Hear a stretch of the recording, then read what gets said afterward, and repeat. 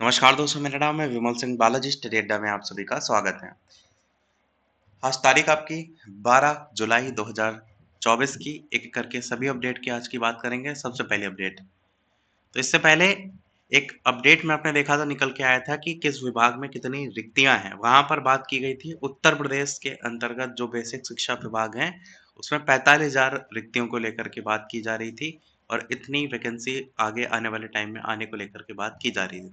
तो उतने ही पदों को लेकर के कल आप देखेंगे तो ये जो आज तक न्यूज़ चैनल है वहां पर भी इसको लेकर के जो है वो मुद्दा उठाया गया, जहां पर नौजवान मांगे नौकरी, भ्रष्टाचार पर भिड़ी सियासत, इस तरीके से किस विभाग में कितनी भर्ती है। तो यहाँ पर भी बेसिक शिक्षा विभाग में 45,000 जो शिक्षक भर्ती है उसका मुद्दा जो है वो उठाया गया, जिसमें आप देखेंगे तो यहाँ पर प्रवक्ता भी बीजेपी के थे, प्रवक्ता समाजवादी पार्टी के भी थे, नेता कांग्रेस के भी थे और राजनीतिक जो विश्लेषक थे वो भी यहाँ पर मौजूद थे।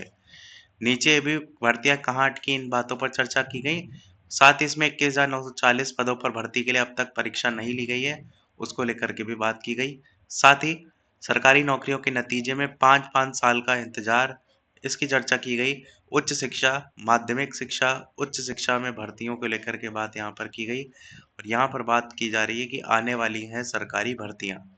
अब ये जो उस अपडेट में था वही यहाँ पर भी है, जिसमें आपको याद होगा लेखपाल की वैकेंसी वगैरह की भी बात की गई थी। वहीं पर बेसिक शिक्षा विभाग में भी 45,000 वैकेंसी को लेकर के बात की गई थी। अब ये है कि ये सब चर्चा परिचर्चा जितना ज़्यादा होगा उतना ज़्यादा लाइमलाइट में वो टॉपिक रहेगा, उतनी ज़्यादा संभावना जो है वो बनी रहनी चाहिए। बाकी 2 साल से यूपी ट्रिपल एससी की भर्ती परीक्षा का इंतजार वो भी यहाँ बताया गया है।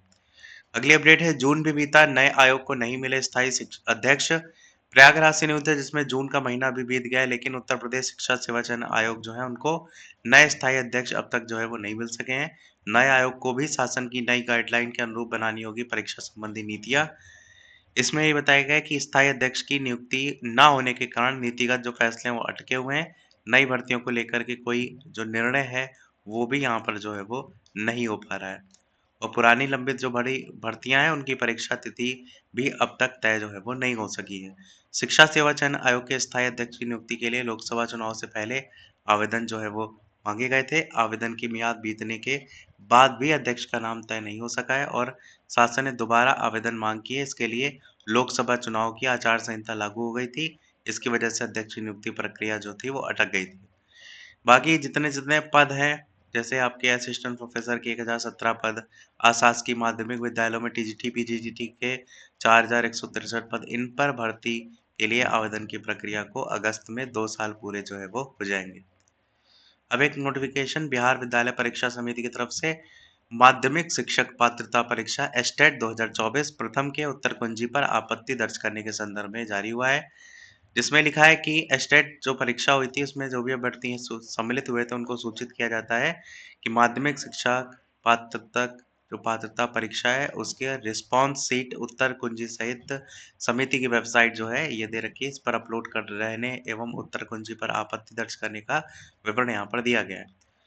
तो यहाँ पर सबसे पहले तारीख 12 तारीख से लेकर 15 तारीख तक है और उत्तर कुंजी पर अगर आपत्ति है तो यही सेम तारीख है और दूसरे में 17 के अपराह्न से 20 और यहाँ पर भी यही तारीख है इस पर आपत्ति दर्ज करने को लेकर के।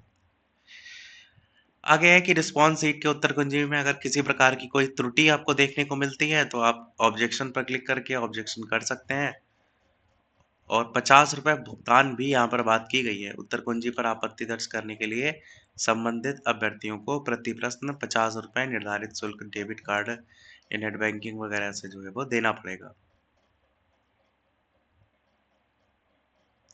अगली अपडेट है, फर्जी स्क्रीनशॉट टेलीग्राम पर डाला, पर्चा लगा, पर्चा लीक हुआ। यहाँ पर यूजीसी नेट 19 जून को रद्द की गई थी परीक्षा। सीबीआई ने इसको लेकर के खुलासा किया कि मुख्य आरोपियों में से एक रॉकी पटना से हुआ गिरफ्तार। स्कूली छात्र के खिलाफ आरोप पत्र पेश किया गया है, वो यहाँ पर बताया गया है।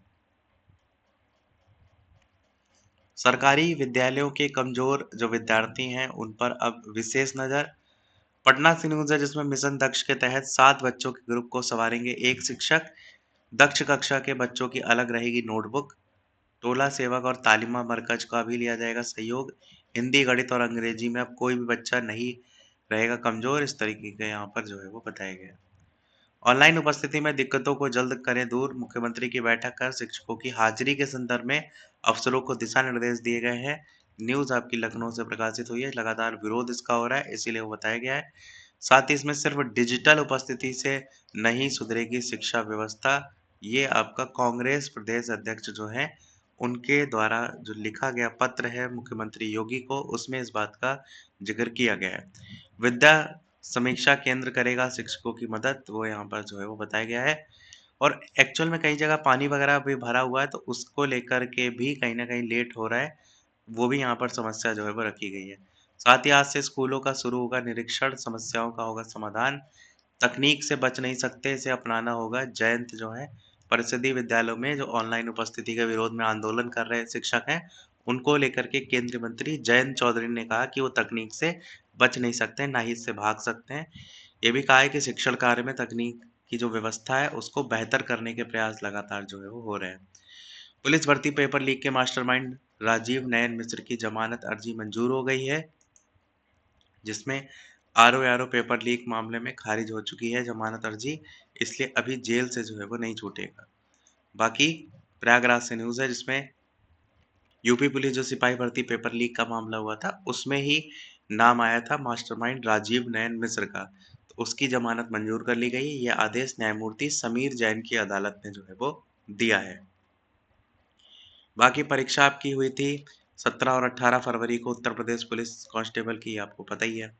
जेल से नहीं छूटेगा राजीव, वो भी यहाँ पर जो है वो बताया गया है कि आरओ-एआरओ मामले में राजीव नयन की जमानत याचिका इलाहाबाद जिला अदालत से खारिज हो चुकी है, इसलिए पुलिस भर्ती मामले में भले ही जमानत या आ चुका है, लेकिन जेल से नहीं छूटेगा।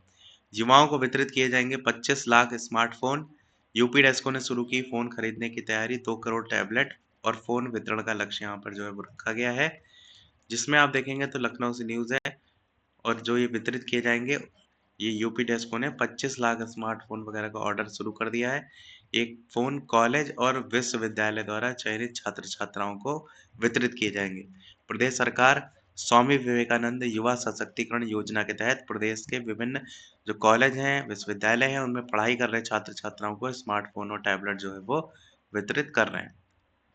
बाकी यहाँ पर यही लिखा गया है कि ये योजना के तहत कोर्स वगैरह कौन-कौन से आएँगे। अगली अपडेट है आंदोलन शिक्षकों को समझाने पर काम करेगा शिक्षा विभाग। शिक्षकों की डिजिटल जो हाजिरी है उसके मामले में सरकार यू टर्न लेने को बिल्कुल भी तैयार नहीं है और लगातार इसका विरोध भी जो है आपको देखने को मिल रहा है। लास्ट अपडेट इस वीडियो की कि ओली के स्टॉपेज टाइम के में किए गए गोल से नीदरलैंड को 2-1 से हराया। रविवार को पहले यूरो खिताब के लिए स्पेन से सामना, इंग्लैंड दूसरी बार फाइनल में जो है वो पहुंच गया है। तो यही था हमारे ओवरऑल अपडेट में। वीडियो लाइक, शेयर, सब्सक्राइब अवश्य कीजिएगा। कोई प्रश्न हो कमेंट में पूछ लीजिएगा। मिलते हैं अगले अपडेट में, तब तक के लिए नमस्कार, जय हिंद।